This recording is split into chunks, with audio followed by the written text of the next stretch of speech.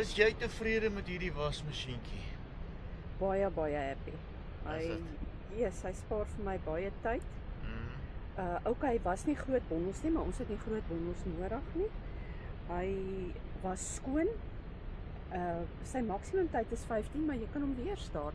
Met die donker klere het ek hom so 'n bietjie 15 minute gedoen en toe weer so 5 minute en ek het nie iets vuils gesien daar nie. Okay, ons is nou nie baie vuil gemors nie, maar hy spin nou nie. Hy spin, maar hy? ek het te veel gehad.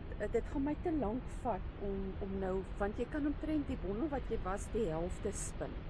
En ek ervaar dat die spin is nie so effektief nie. Ek het dit maar uitgedroog en opgehaal, maar die was is baie effektief en spaar jou hande en tyd en alles. Love my masjien. Dis die moeite werd om Dis die moeite werd, regtig. Ek het vir hom 1 betaal dink ek by Takealot. En ek sal dit weer doen. Ja. Okay. Nice one. Okay, nou gaan ek braai.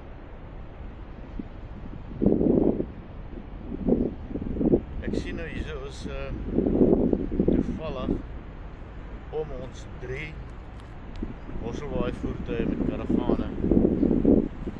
Ons is van Oudtshoorn af. Sweet sê vir my,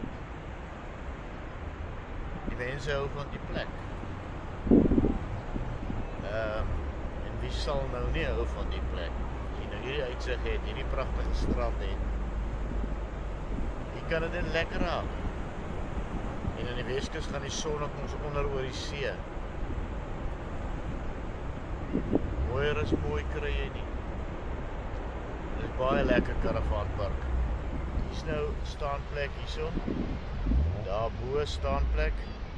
En dan die Perdehoef karavaanpark is net boontoe. Waar daar 'n klomp karavane staan. So ek dink Desember maande is dit 'n nagmerrie hier. En 'n groot fees. En ek dink almal sak toe. Hierso op Strandfontein. Nou is my vleisie al aan die gang.